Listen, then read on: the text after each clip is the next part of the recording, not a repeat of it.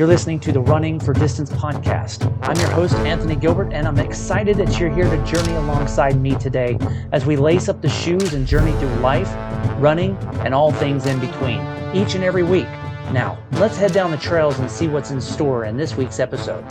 All right, guys, thank you for joining me today on Running for Distance. As you all know, we've kind of switched gears, and it's not the Scarecrow Runner podcast, but you never know what you're going to get, just like in running. Sometimes you just got to roll with the punches.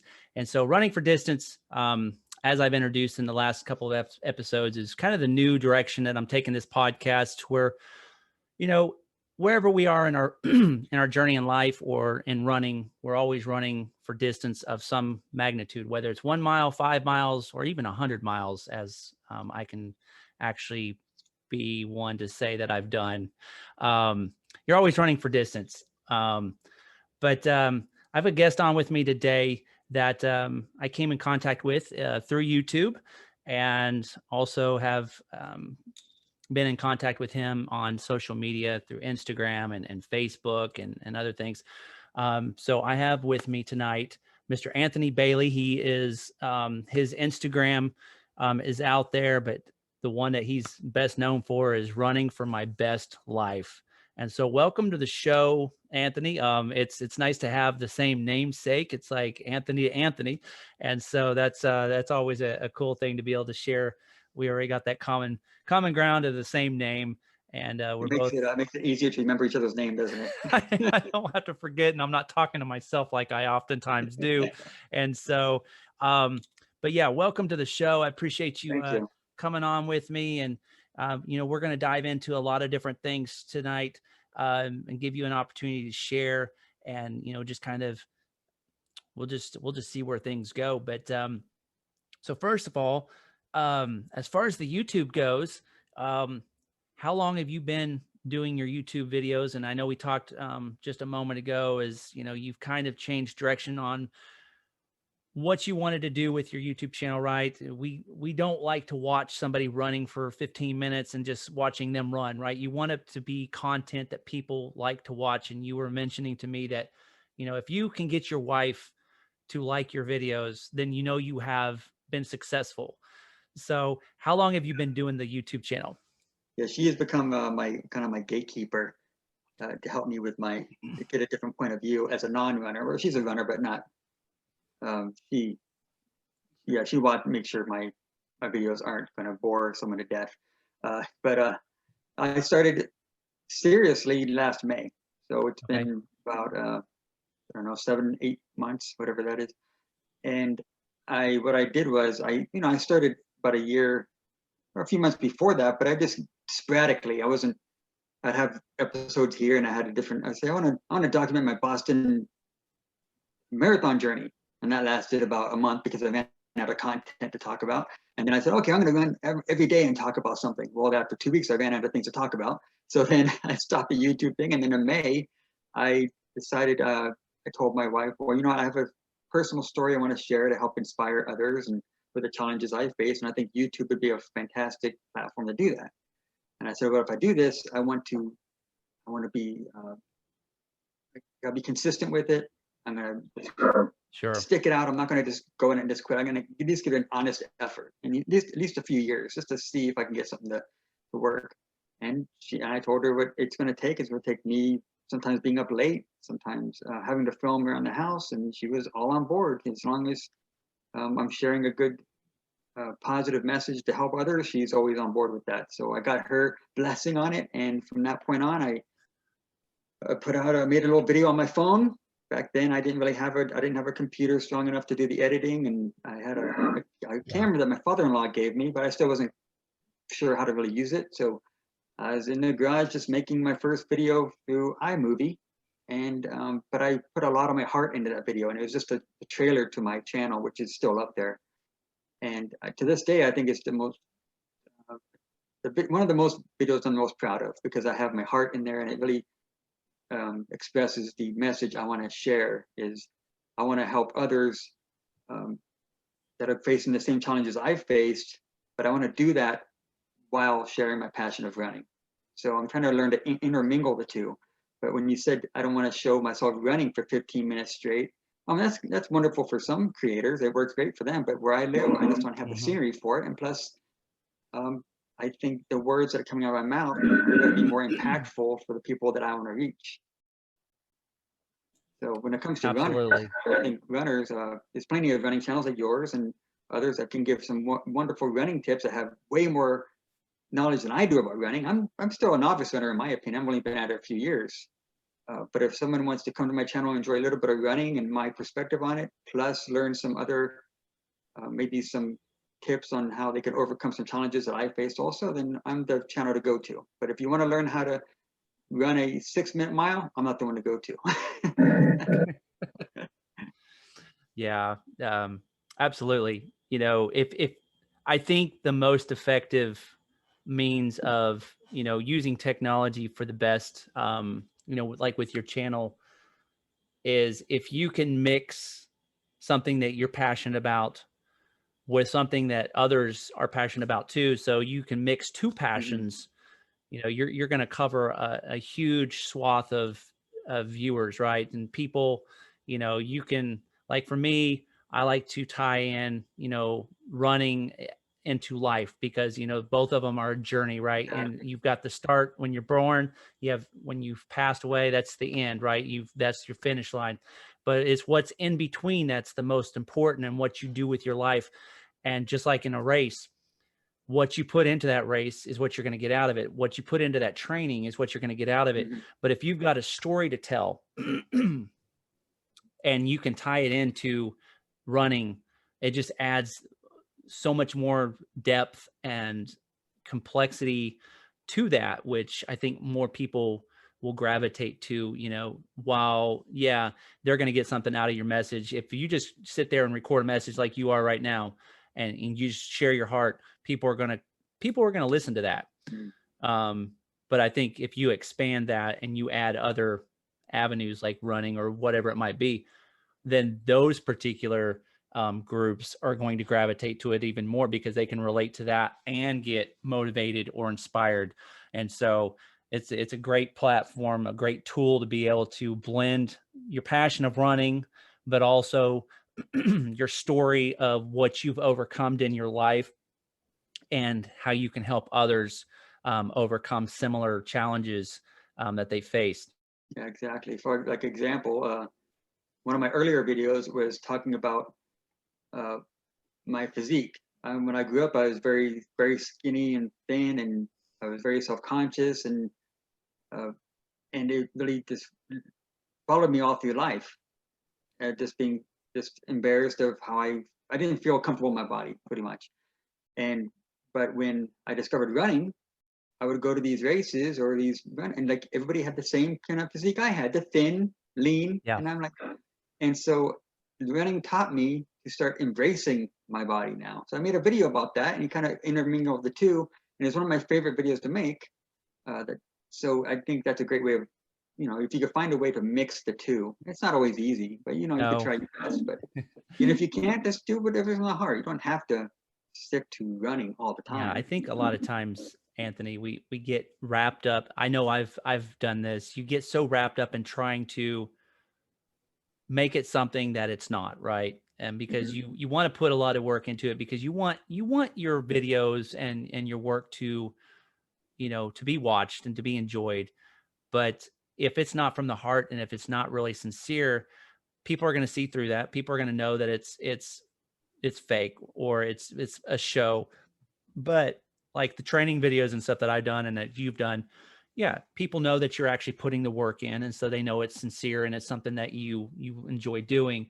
But yeah, it's like you can put in all this time, and it's like, what did I put all that time into that video for if I didn't really like doing it?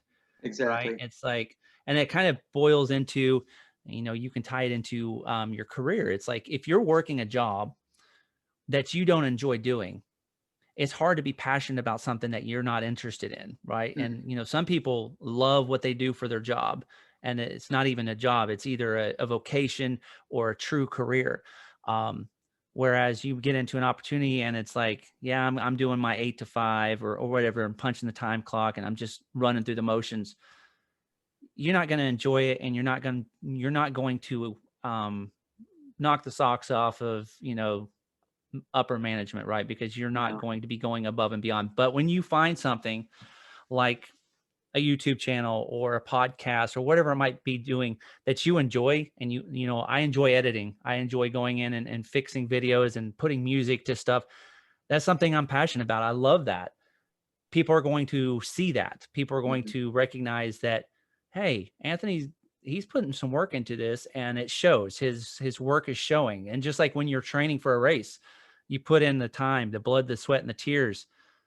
Your efforts are not going to be in vain because you're putting towards something that you're passionate about. And just like, you and your wife with this vision and this direction that you're wanting to take your channel. And I know she has a channel as well. It's great. It's like you guys are tag teaming, and it's like they say, divide and conquer, right? You're taking one piece and she's taking another piece, but together you guys are conquering something that you both have vision for, which is phenomenal. And so, you said you've only been running for a few years. That's all right. Everybody starts somewhere, with my, just like last week with my former teammate and roommate, Wade. He was a very competitive athlete, and he hasn't ran in 25 years, but he's wanting to start running again. So it's like everybody is everybody is at a different spot in their life and in their race that they're running. And so whether you've been running for a year or 10 years or 30 years like me, it's like, okay, we're all in different phases and we're all at different spots. And that's why, like we talked, we can't compare ourselves to other YouTubers and other people that are out there because everybody's at different levels, right? You started in May. I really started working and emphasizing around, late summer, even though I've put videos out there before. It's like, people like Brian Rosser. I know you'll watch this, Brian. I know you're out there or listen. But they've been working at it a lot longer. People like Jeremy, Goku Runner, he's been working at it for 5 years. So it's like, we're at different points at our efforts. And so we can't compare ourselves. Just focus on what we want to do and focus on us and the message that we want to convey. And so we'll jump into the meat of what we really want to talk about. We could talk podcasting all day long, and I'm sure people would probably, or videos, and people probably would get bored with that and be like, really? You're going to talk about making YouTube videos for your whole podcast? How boring is that? That's like watching somebody run for 15 minutes, and I don't want to listen to that for 15 minutes. So no worries. But, and it's something we're both passionate about. I know we would enjoy it, and others that are watching or listening would enjoy it too, that have the same, I guess the same ideas and the same kind of the passions. But, so it's going to get deep here, because I know you have a pretty hardcore message that you want to share with others, which is, it's a very important message. It's something that's important to a lot of people. I know it's important to me, even though I haven't experienced it quite like you have. I have had some tie-ins, similar things, but we all deal with different, as we would call, different demons in our life, right? We have, things that have influenced us. Like for me, I was, you mentioned how you used to be very thin, right? I was very, very thin, and I got bullied a lot. And because I was very tall, very thin, and, there was a lot of bullying, and, unfortunately kids deal with a lot of bullying still these days. But there was a lot of that type of stuff. And there was a lot of, verbal type of stuff that I dealt with, that nobody should have to deal with those things. But we're going to take it a step further, because yours even branches even deeper and more, life altering, as I would consider, because I mean, that basically is how you were brought up. And it really, at the age that you were, really forms who you were. And now you've started to transform and change into somebody completely different. And it's a work in progress, because you have had to work towards, things. And that's where running became part of getting you out of that and transforming you into somebody, that is running towards health and life and becoming the best that they can possibly be, hence your channel. So you, and I'm going to let you dive into this in just a minute, Anthony. Take us back, way back to where I guess where it all started for you as far as being a victim of childhood domestic violence, and then we'll just kind of let you share where things started and how things progressed. Okay, well, I was born and raised here in Lancaster, California. It's about an hour and a half north of Los Angeles. It's in a desert community. It's an aerospace community. They make a lot of, they have Lockheed and you know, they build a lot of planes out here. NASA space shuttle was built out here, I believe, and the Challenger, and or it was a big part of the community here. So when I grew up, my mother and father were both heroin addicts, and after after I was born 3 months, my mom got divorced from my father. After 3 months of me being alive, and she found another guy became my stepfather, but he had a good job. He worked at NASA out here, or one of those places, and so he had a good job, and he was able to give her the security that she was looking for. And I had my older sister, so he kind of took her and her two children.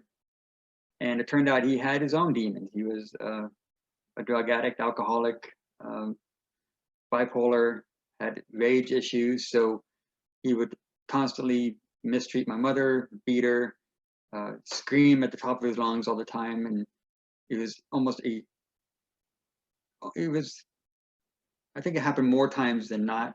I have very few memories of having some normalcy, I guess. I mean, we had the new house, and we had the nice cars because he had a nice job, and we had the nice backyard with the green grass and the barbecues every now and then. But with drug addiction, that stuff unravels pretty quickly.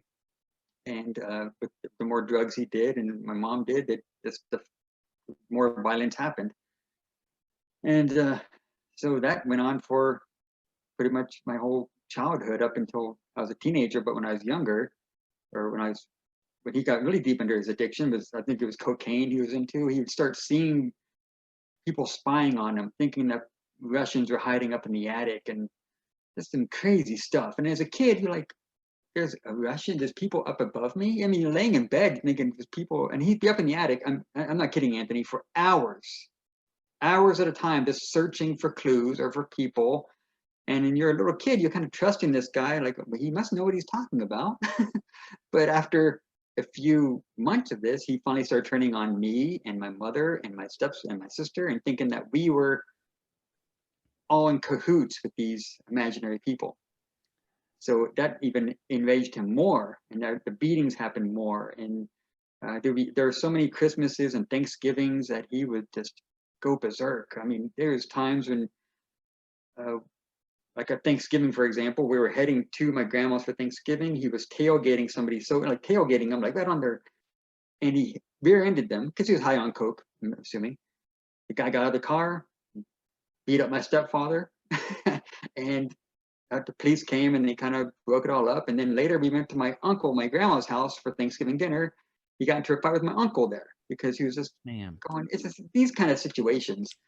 And so anyways, this went on for years, and he of course lost that job, and we lost the house and the cars, and got on government assistance, and ended up moving into a trailer park, and it continued. I mean, he would crash a car, we'd have no car, we'd have no telephone from time. He'd even put the telephone in the kid's name. I don't know how that was possible back then, but you were able to put bills in kids' names, and the electricity bill or the cable bill, and just oh gosh, it was madness. So but all this is what's going on. Every time I come home, I just like, what is going to happen on the other side of that door, all the time.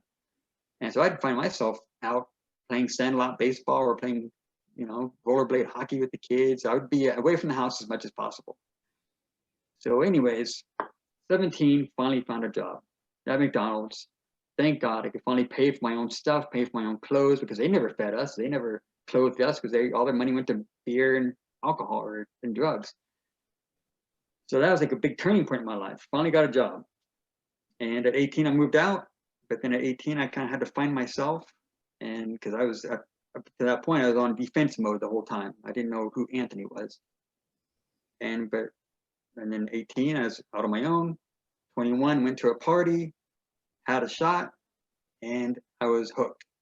I mean, up to that point, I was super shy and had low self-esteem. So that shot of alcohol gave me that boost of self-esteem I never had before. So I got hooked immediately. I think the party lifestyle, I went to clubs every weekend, the bars, and I loved it. And then that led to smoking. I'd be smoking, you might as well buy a pack of cigarettes with beer. I mean, they just go hand in hand. Yeah. And my life for the next 14 years, even though I witnessed that growing up, witnessed my mom getting drunk all the time, my father getting drunk, it seemed like I'd stray away from that. But no, I ended up repeating history in a way.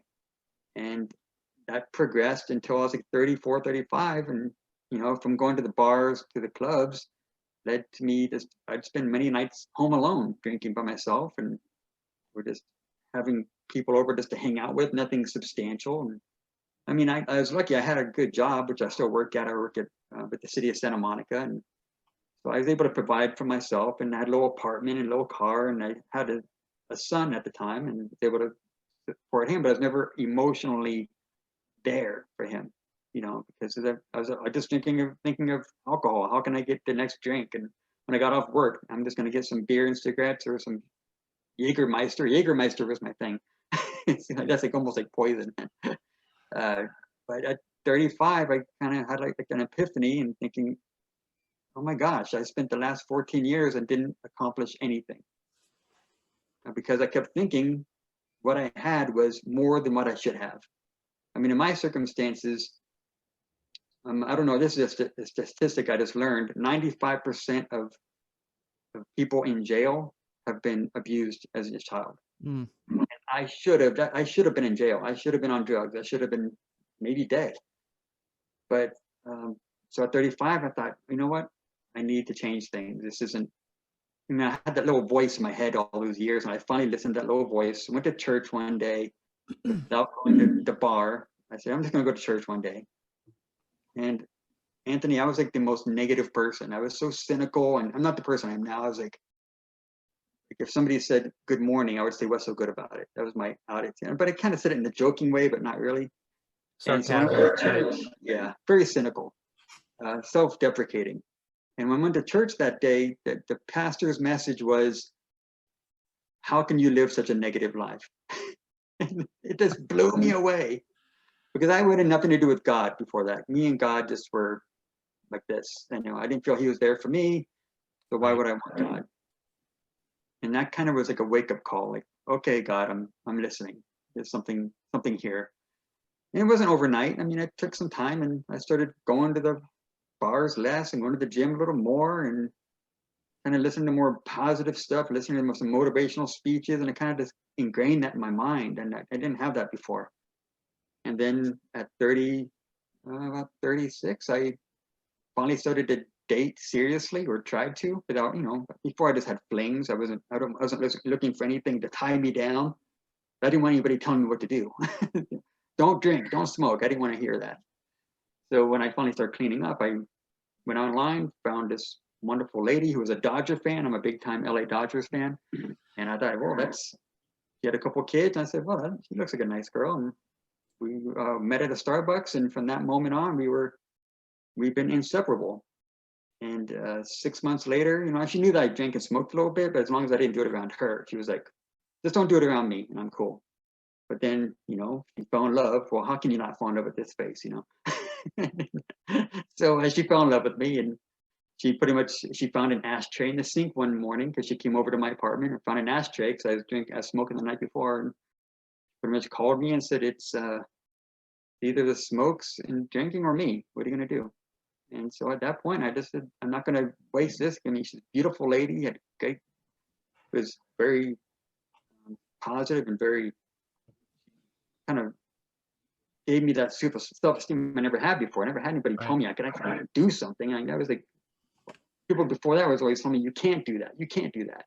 And she was the opposite. You can do that. And so I quit that day. It was Mother's Day of 2013. Yeah. And so that led to me going to the gym more and building my self-esteem and feeling more and doing things I never thought I would do, and applied for the police department. I figured me and the police department would be a good fit, because I've seen that stuff. I could help people going through what I've seen. So I passed all the physical fitness exams. I passed all the written. I couldn't believe I passed the written, because I was told I was dumb. So when I passed these written tests, I was like, whoa. And then I passed the physical. So I was like, whoa, I couldn't believe it. And I was like, I'm able to pass a police physical? Like, because in my mind, policemen are like Superman, you know? And, but I say the word luckily, they didn't take me. It was, at the time, it was devastating. I was in the process for almost a year. I thought I was going to get in with LAPD, and 9 months later, they said, you know what, thanks, but no thanks. And I was just like, why, God? This is my path. Why? But then a friend of mine said, you know what, you've been putting all this running in. Why don't you do a marathon? And at the marathon at the point, Anthony, I had no idea what a marathon. I didn't know it was 26 miles. I didn't know. I thought it was just for like the elite athletes. And I said, you know what? I think I will. I'll give it a shot. And I signed up for the 2017 LA Marathon. I trained for it. I put it more miles. I think I did a total more. I think the longest run I did was 16 miles. I didn't have any training plan. I didn't have the right shoes. I just went out and ran. And but my goal was to run the entire 26.2 miles. That's it. I didn't care how fast it was, just ran the entire thing.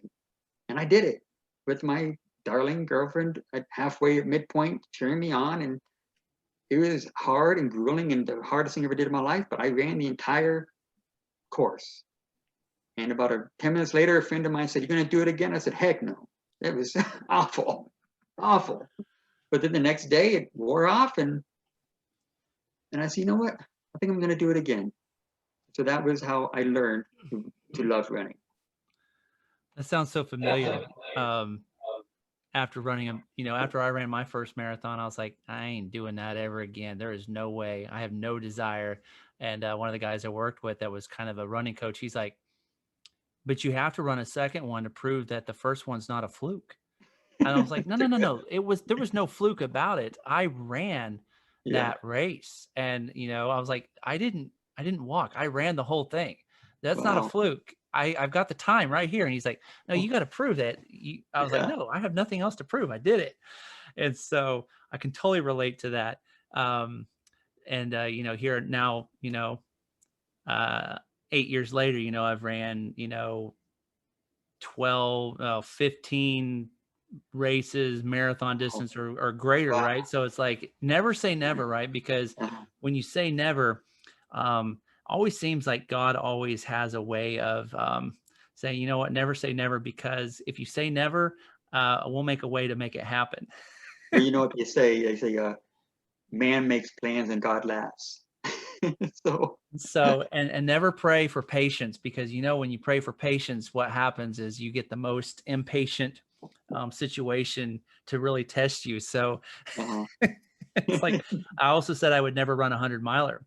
I told my friend, I was like, there is no way I'm running a 100-miler. No way.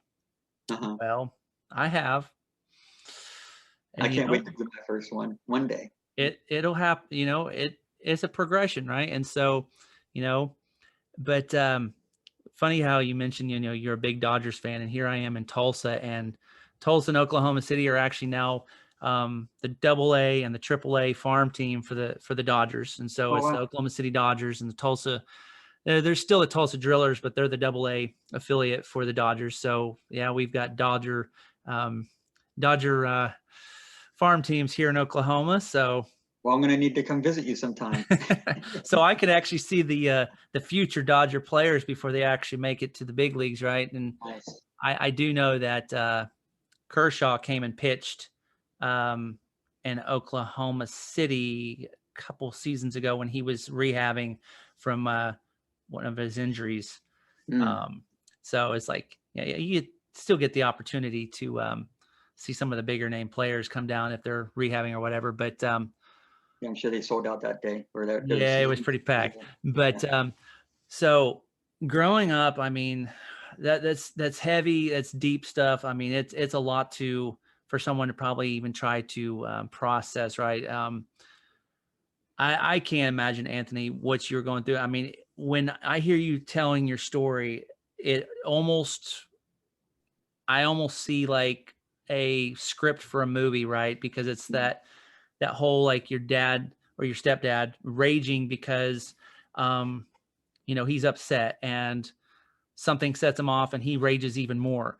And it's like, it's that perfect storm where it's like just even someone saying the wrong thing at the wrong time sets them off, and they just, the short fuse just pops, and it's like this violent, I can't even imagine, right? I just envision someone going ballistic with a baseball bat and just start destroying everything in sight because they're so upset, right? Oh yeah, he did a lot of. I mean, he hit my mom with a car, broke her leg with her because he hit her with a car one time. He used to chase her around with knives, and I get stories from my aunts and uncles that she was a very strong woman when she was younger, but I didn't see that strong woman. And she was very beaten mentally and emotionally by the time she grew older, and that leads into my second part of my life. But just thinking of stories, I mean, there's they say, child abuse sticks with you your entire life. I mean, there's not a day that goes by that I don't think of something, even like if I see, like, for example, if I see a watermelon. I mean, my stepdad made me eat a whole watermelon once because he was convinced I put pickle juice in it because I was working with the Russians. I mean, these crazy things. So, I mean, I could eat a watermelon right now, but it's like I can't even look at one without envisioning that scene of him making me sit at the table for hours, a little 8-year-old, to eat a whole watermelon because he was convinced of this insane it thing. it leaves that impression, right? Now you have more or less been scarred, right? So when you see watermelons, that triggers that memory of Yeah. having to do that, and you probably don't even care to eat watermelon anymore because of that. I'll eat it, but it's not like I'm not going out of my way to go shopping for it. Sure. It doesn't it doesn't paralyze me either to look at a watermelon. But as far as the paranoia goes, and being, becoming angry because people aren't, believing what you're saying, right? I've got a family member, I'll leave anonymous, but that has a lot of those kind of tendencies, believing that people are out to get them, right? They think that people are watching them. They've got their phones tapped. They've got their internet tapped. They've got spies out. And while I do know that there's a little bit of truth to some of those thoughts, and because of some of the stuff that's happened, it's the paranoia has taken over, right? It's like, okay, some of it, there is some truth there, and I'll give them that much, but it's become obsessive, right? To where the paranoia has taken over, and that's almost like it's too good to be true, right? It's like, you don't even, and for me, I grew up having to always try to impress people because people wouldn't listen to me. And so that was kind of one of those things where people wouldn't hear me out. And that's a form of abuse, in my opinion, even though it's not verbal, not being heard out, to where I'm having to try to get your attention. And for me, and this isn't about me, but just trying to associate, I got to where I became pretty good at lying, right? Because I wanted to get someone's attention, and I became more or less a pathological liar, and it still haunts me on a regular basis because it becomes a lifestyle, right? You tell lies, and you're telling lies to cover lies, and before too long, you don't even know what the truth is anymore because you're living a lie, right? And so it's that destructive mentality to where it was something that happened to me as a child, and it affected my entire life, and trying to get someone's attention. Whereas, in your case, you're just trying to be a child and live, and, trying to do everything that most children should, of having a good home and having all the nice things. And, and then you have these outside influences that come in and just cause all the destruction and unleashing hell's fury on you guys. And, anytime you start adding, the drugs and the alcohol, that just, amplifies it even that much more. And, I'm sitting here as you're telling me this, I'm like, man, I can only see Anthony probably either hiding in his room. Excuse me, my throat's getting allergies are bothering me tonight. I'm getting all choked up, and not for the not that reason, but I can just see you hunkering behind a dresser or a bed just to get away from it, or avoiding home, right? To where you're, like you said, going out and trying to play, ball or whatever it might be, just so that you don't have to be at home.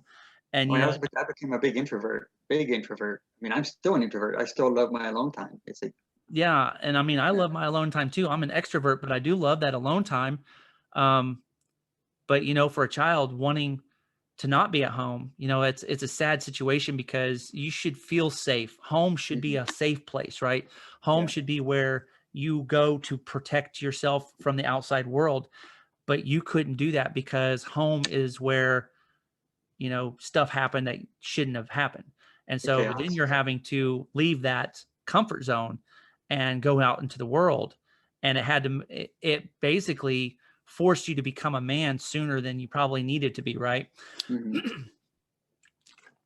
And so here you are, 17 years old, going to work for McDonald's. Not necessarily the ideal place for anybody to work, but at that age, it's not a bad thing.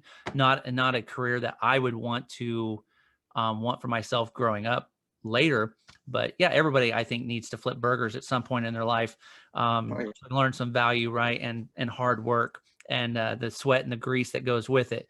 And so, I've slung a few burgers in my days, and fast food. And so, yeah, I'm glad I'm not in that industry now. But but yeah, as far as, you talking about the scene, the party scene, it's crazy, Anthony, how much addictive behaviors, and I'm just going to tie it like this. It's a lot of time it's a generational thing, right? Because, I know stuff that's happened in my family, to where it's like, I've seen those behaviors in my dad.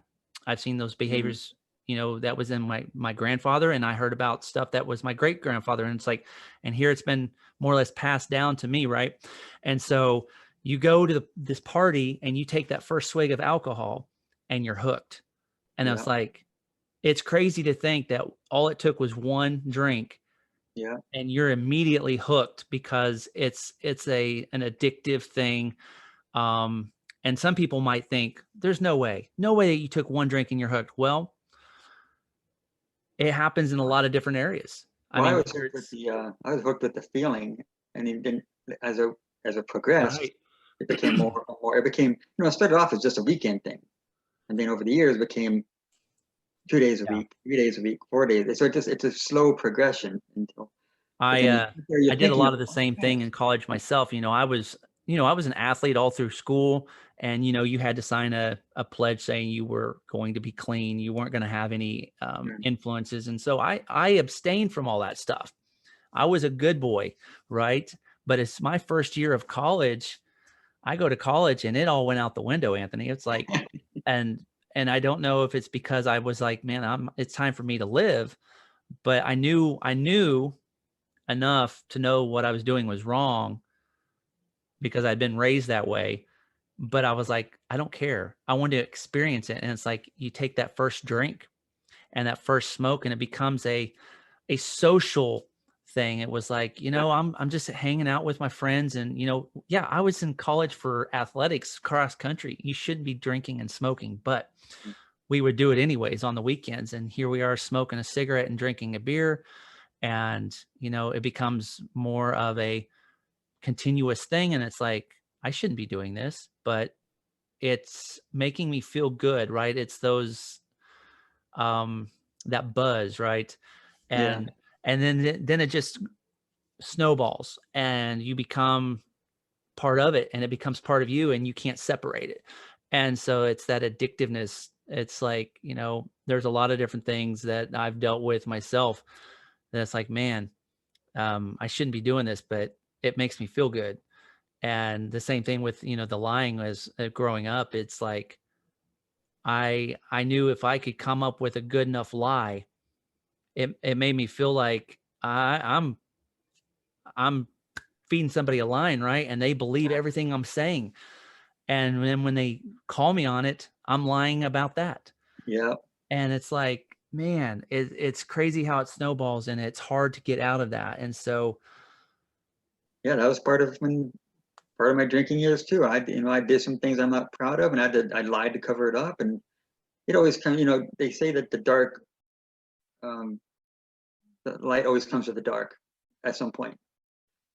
And I'm not proud. I've hurt some feelings through this process. I mistreated people. I just made some bad life decisions. Nothing too horrible to affect my whole life, thank God. But I still look back at some things I did. Anthony, what the heck were you thinking? I mean, but different person. You can't. You just take so people say, well, like you or anybody else say, oh, I'm so sorry you had to go through all those challenges. I'm not sorry I didn't do it, because if I didn't go through those challenges, I wouldn't be the person I am today. right. Yeah. There's so many times it's like, man, if I could have only done things differently. But then I also know God has created an opportunity for me to use things as a testimony of what he's brought me through. Yeah. And while I know he doesn't necessarily want me to have experienced those things, I made choices based off of free will. And you learn from your mistakes and you learn your lessons. Okay, so you took this path. So now we're going to make, that's oftentimes people are like, well, where was God in this whole situation? Well, God was there, but I was making decisions for myself, and I was doing it for me, and it was all about me. And so then it's a pride thing, right? And yeah, he was there, but he's not going to interfere because I'm making the choice and he's allowing me to make that choice. And so, but then on the flip side, his hand was on me the whole time. And it's like, okay, you've made this bed. Now you're going to lie in it, but then we're going to make it the best possible situation for you. We're going to take the bad that you experienced and those addictions and those things that you've struggled with, and we're going to flip it over here to where you can help somebody. Mm-hmm. And you can take those challenges and those mistakes that you've made, and you can help somebody, either help them recover and lead them right down the path that they need to, or you can help speak like you are, sharing your story and your vision before somebody gets to that point, to where it's almost like it's a rescue opportunity, putting out that, planting that seed before they ever even get to that point, to where they can recognize oftentimes if someone's educated, they might be able to recognize some of the signs, some of the symptoms before they even get to the last resort, right? To where it's like, I'm at my last, I guess I lost my train of thought there. They're anyway, on their last leg, right? And they can't go on. And, then they start thinking even worse, to where I know Brian Rosser could attribute some conversation into this with suicide awareness and things like that, to where, it's gone so extreme that it's the complete opposite spectrum of someone just beginning. And so, yeah, it's so many bad things, but yet, as I've experienced, and I know you two have as well, that God has changed things and flipped things to where it's turned the bad into the good, and it's shaped you for the better. And like you said, you went into that church service all cynical and attitude. And that's when I can honestly say, Anthony, that I was in that. I grew up in church, but I still had that attitude, like, yeah, okay, whatever. Yeah. And I guarantee you it's happened more times than not. Going into a church service with an attitude, and a flippant attitude at that, saying, yeah, okay, God. And then the message is specifically for me. And it's like, really? That's no. I'm not listening to this, but it strikes a chord, and that it was for you. Mm-hmm. And then, of course, a lot of times people get angry because it's like, how dare God pick on me, or that pastor's picking on me. No, it's not that they're picking on you. It's that time for that particular season. You're in a season that you need to have something spoken into you. And that was specifically for you. And then it sets the ball in motion. As you said, you began to change behaviors. It wasn't necessarily a immediate transformation. It was a process, right? You've, a lot of times people think, well, yeah, God healed me from something. It doesn't always happen overnight, but there are instances miracles do happen like that. But I've seen from my own experiences that things tend to, it's a process. Yeah, there's planting that seed, getting that seed planted, and hopefully, I'm glad I listened to that voice that day. It's like I kind of cringe to this day, thinking, man, I wonder if I just didn't even listen to, and I'd probably still be at the same apartment, still drinking on my porch and smoking, and I'd be pretty heavy, I'm assuming. But it was such a wake-up call, and I'm so glad I had it. And so to continue my story, if you don't mind, when you hear Absolutely, the rest. please do. So, well, like I said, I didn't. After my friend said, "Oh, you're gonna do another marathon?" Heck no, I'm not gonna do it. Well, the next day I said, "Yeah, I'm gonna do another one." And so 2018, I did the next marathon. But that time I decided to do it for a charity instead of just doing it for myself. And I was trying to think, what kind of charity should I do it for? And it's funny, I can still remember running down the street, and it's like I think God was speaking to me again, and He was saying, and He put this organization out here called Grace Resources into my head. And the reason that came into my head is because my mother was homeless for a few years of her life, and while she was homeless, they helped her. And without them helping her, like they helped many homeless out here and to prevent homelessness, she was able to get off the streets. And the last few years, we were able to kind of mend broken relationships and bridges. And so when I did that 2018 LA Marathon, I raised, it wasn't much, but it was $1,500. And I thought, oh, okay, this is cool.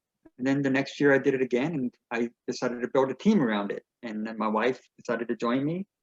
She ran her first marathon, and we had a few other people. We raised like 3 times more money than that. And then that led to the third year. We raised almost $7,000. So each year it gets more and more and more.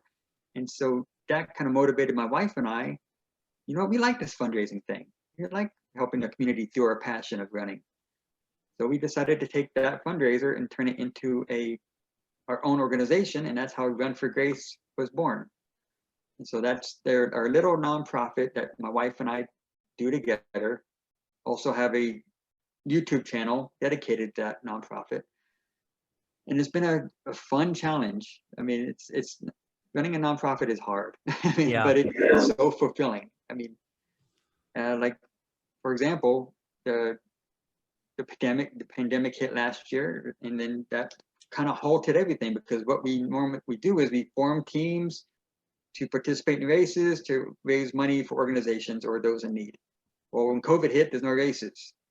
So we were pretty much stalled out. And that's how we started the YouTube channel. I said, okay, let's do the YouTube channel and just like spotlight others who are doing great things through their passion of running. So that's how the Passion for Action show started. And have been blessed to interview some awesome people. We're still a little bit behind the ears. We're learning. We only have about 6 months in, but we're having a fun time doing it. And plus, it gives my wife and I that quality bonding time together. And that's when we talked about earlier how now she's getting more comfortable on camera. She's a star. I mean, she is so comfortable on camera, and I get so jealous because she's so well spoken, and me, I'm stumbling every other word. But the person that doesn't like to be on camera, she's good at it. So we're enjoying this, but now that 2021 is here, still no races, we had to figure out, let's not let the COVID stop us from raising money for those in need. So we're going to do the LA Marathon. That was scheduled for May, got postponed. And that got postponed about 2 days prior to when we were going to announce this big fundraiser we had ready for the organization, we had ideas planned, and they got postponed. Well, that's out the window now. We don't know when that's going to be in fall. So we had to think of some other ideas. I'm thinking, oh, dang, I don't want to wait till fall to start raising money for people. Sure. And I'm on my phone one day, and I see David Goggins. I'm sure you know who that is. Oh, yes. And he announced that he's doing his second annual 4x4x48 virtual challenge. And I go, huh, I'm a big fan of David Goggins. I've always heard of this 4x4x48. Let me give it a shot. And while I'm doing it, let's do it to raise money for those in need. So we found a place called Children's Center of the Antelope Valley. They help prevent child abuse. And that's, of course, from my story, something touches my heart deeply. Told my wife about it. She's on board. Reached out to them. They're ready for it. So I'm going to be doing the 4x4x48. I think it's March 6th through Sunday. And I'm going to be doing it to benefit that organization. That's awesome. Works are still being happening. We're still making some plans. We're trying to give it as much awareness as possible. And so that's why I thank you for letting me speak about that on this podcast. And then we have another one coming up. I'm doing my first 50K in April here in Tehachapi, California. We're doing that for another charity organization out here called Street Company. They are an organization that makes coffee, but they teach homeless people to make coffee to get them into the workforce. That's cool. So we're excited about those two fundraisers coming up. Anything is better than nothing, we figure. And of course, I'm going to be the mule. I'm the one going to be doing all the work. I'm going to be doing the 4x4x48. I'm going to be doing the 50K because my wife can't participate this year. But she's going to be in the back end taking care of all the paperwork and doing where she helps best. And she's just a blessing. It takes a village, right? And so you've got a great team as far as someone's got to be behind the scenes. And so your wife's getting to do that, and you get to be the muscle and the brawn, right? And you get to go and do the heavy lifting or the heavy grinding. I can tell you that the 4x4x48 is not for the faint of heart. For those of you that don't know about what that is, it's 4 miles every 4 hours for 48 hours. Okay. And I've done it. I did it a year ago, Labor Day weekend, when I was training for my 100-miler. I didn't want to do it, but my coach was like, you need to, it'll help you mentally. I will say that it definitely helped me learn who I needed to be as a runner for that distance mentally, because it is a mental drain to go out and, you think, okay, no big deal. I can run 4 miles. I'm used to that, but that's what I was thinking. Oh, it looks easy. Piece of cake, right? But it's the starting and the stopping to where you get done with your run. And, for the most time, most runners will get done with 4 miles within that hour time frame, right? Then you have 3 hours from that time. It's not just, you've got to start the 4 miles within the 4-hour window. And it's like, it was hot and humid the time that I was doing it over Labor Day weekend. And it was sitting in the air conditioning in my house watching football. And then it's time to get up and go and start running again. And so it's a grind. But it really will help you become mentally tough. It helps you to learn more about who you are. But to do that for that particular cause, that's awesome, to raise funds. There's a friend of mine here in Tulsa that did it back in July and raised money to help needy children to get shoes. And so they had an organization link up with him. And so for every mile that he ran, which ended up being 48 miles, they donated 48 pairs of shoes to 48 children, which I thought was really cool. So to hear you doing that, I think it's just phenomenal that you can link up with an organization that's, has a great cause behind it. And, it's a great motivator. David Goggins is definitely one of those that will get you, it'll make you or break you, and you will learn a lot about yourself. And so I'm hoping, I don't want to start from my house. I think, to me, that just sounds boring to me. I just think, I don't want to be starting from a nice comfortable bed to coming back to my nice comfortable bed. I want to start. I mixed it up when I did mine. I ran half of it in different parts of town. And then the second half, when it was the more challenging part, right, overnight and stuff like that, I did it close to home so that, it was dark, it was late at night, and I was at least close to where I was comfortable. And so, I would encourage you to mix it up and not just stick right at home and, leaving from your driveway and running around the neighborhood and coming back. It's just that when I was doing it in the other parts of town, it went a lot faster, right? Because it's different scenery. But when you're doing the same route that you train on every single day, and you're doing it for 4 miles at a time, yeah, it starts to get really, really boring. And Yeah, we have so, some, I can't really say the plans aren't concrete yet where I want to start each leg, but I think it's be a great way to start involving the community more by starting in different places. And yeah. so So I are don't you want to, planning on having people run with you, or are you going to do it solo? Are you going to have people come in and run different legs with you? I'm thinking of I'm solo, but I'm more than happy to, I would love if people join me from time to time, but I don't want to, for the pandemic and everything, I don't want to Yeah. put anybody in. But if anybody comes in with their mask and they're socially distanced, yeah, I'd love to have some company along the way. Yeah, definitely a challenging time with, and I know California has a lot more challenges in that regards. And I know the safety protocols and stuff are a little different than other parts of the country. And so that makes for a challenge. And I hate the fact that, the LA Marathon did they postpone it to a later time, or did they cancel it altogether? It's postponed till fall. They haven't given a Okay. certain date yet. That's how most of the big marathons and Yeah. and things are, is they're pushing them all till October, November timeframe just to see how things shake out. Um, but as far as the organization that your nonprofit that you and your wife have created, Run for Grace, Mm-hmm. would the best way to find out more about that is on the YouTube channel? YouTube channel, or they can go to runforgrace.org or Facebook, Instagram. We're all social medias. My wife and I, we're the social medias and all. If you're messaging anybody, it's us. We're not at a point yet where we have any employees yet. So we would love to hear from anybody that would like to help or bring awareness to it. And I keep telling people, like, I understand times are hard right now, and if people don't have anything to donate, understandable. But just sharing the link to the fundraising platform means a lot. Just sharing it with your friends and family, that's a big help. Absolutely. It kind of ties into your kind of the overall theme of of your organization. Just reading off of the main page is making a positive impact on the world takes one person, one family, one community at a time, right? And and also completing a race takes one step, one block, 1 mile at a time. So one person at a time. If you can do anything, right, spread the word or anything like that, it's huge, because it's a ripple effect, right? Once one person says something or does something and it affects another person, then then it affects the next person, and so on and so forth. And so then it begins to get some momentum and some traction, and that becomes a beautiful thing. We're hoping that we're putting a soft goal for the first marathon, $448. That's a soft goal. I mean, I think we can exceed that, but let's just have something that kind of relates to the 4x4x48. If we meet that, cool. But if we don't, any amount is appreciated. Any amount helps. I mean, It's better than zero, right? Yeah.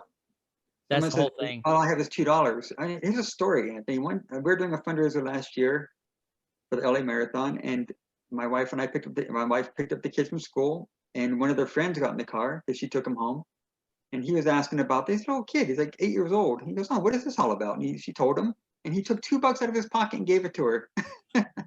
Kids are so thankful impressionable. for $2. I mean, that can make a big difference. It's amazing to see how compassionate kids are when they hear something that really touches them. I've seen very similar instances with some of my sons and their friends, where they're like, "Well, I want to donate to that." I was like, "What?"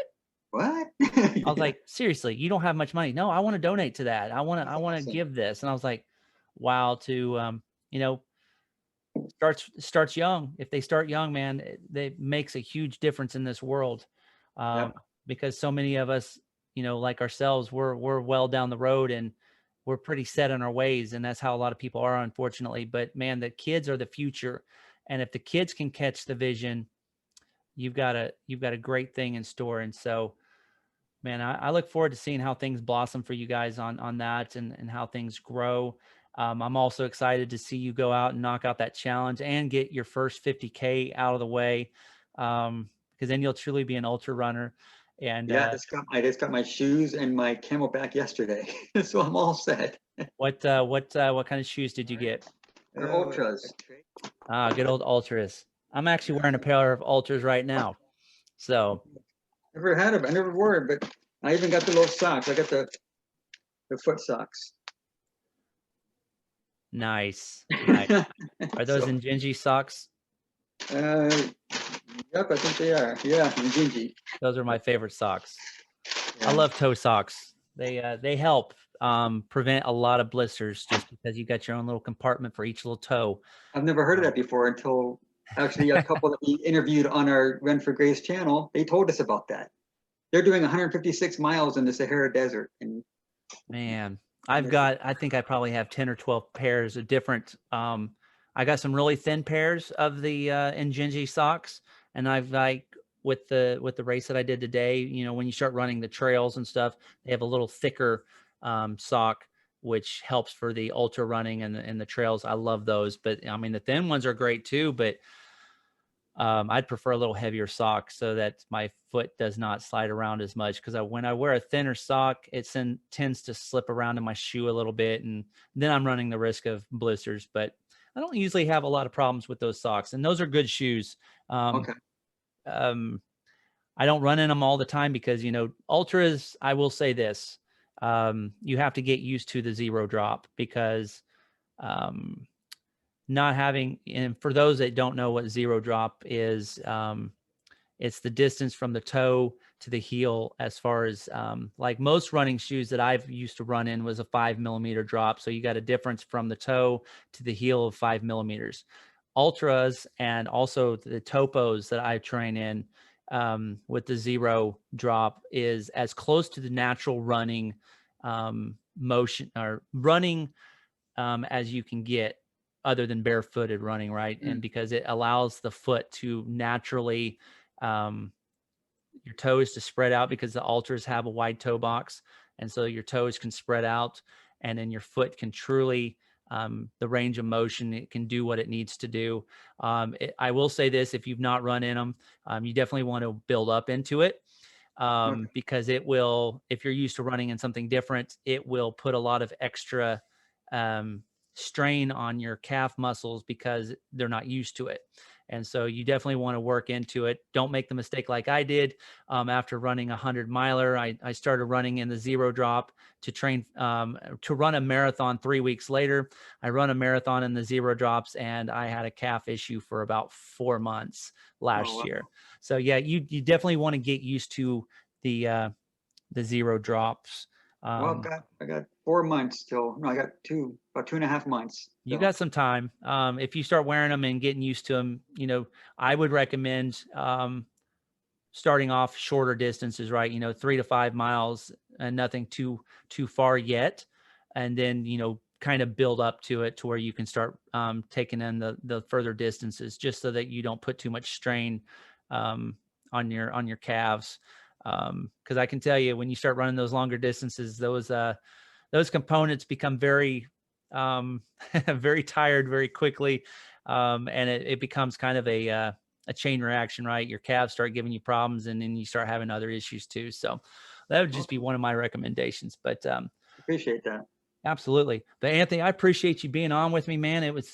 Man, I could talk running and all this stuff all night long. Yeah. And I'm sure I could probably bore some people to death with stuff, but it's, you know, it's like what we talked about, stuff that you're passionate about, you enjoy talking about it, and you could do it all day, all night. And I absolutely love hearing other people's stories, regardless of how tragic they are. You know, because I've seen a lot of people have had some really, really crazy stories like yourself, and has come full circle and have so much to look forward to, and how you've allowed running to help you cope with that and leading you into a healthier lifestyle. And now it's allowing you and your wife to, you know, move with the nonprofit and help others. And it's a beautiful thing. And I think it's awesome. So I definitely look forward to seeing how you guys move forward with everything. And I know regardless of what happens, it's going to be successful because you guys are putting time, putting your heart and soul into it. And it's good stuff. Thank you, Anthony. I appreciate you letting me on this to talk about this and share my story and share the fundraisers. It's every little bit helps, and we Absolutely. But we will see you on the YouTube waves. and I always love the interaction that we have back and forth. And you can be for sure that I'll be following along with you and your wife, and supporting you guys on that. And I know you'll do the same for me, and I appreciate that. And so it was a pleasure to be able to talk with you virtually and spend some time with you. And for those of you that are listening, I hope you guys got something out of it. As those also that are watching on YouTube, I hope that you guys get something out of this as well. And as I tell everybody, we will see you down the trail, brother, and have a great night. Good night. Thanks, Anthony. Appreciate it.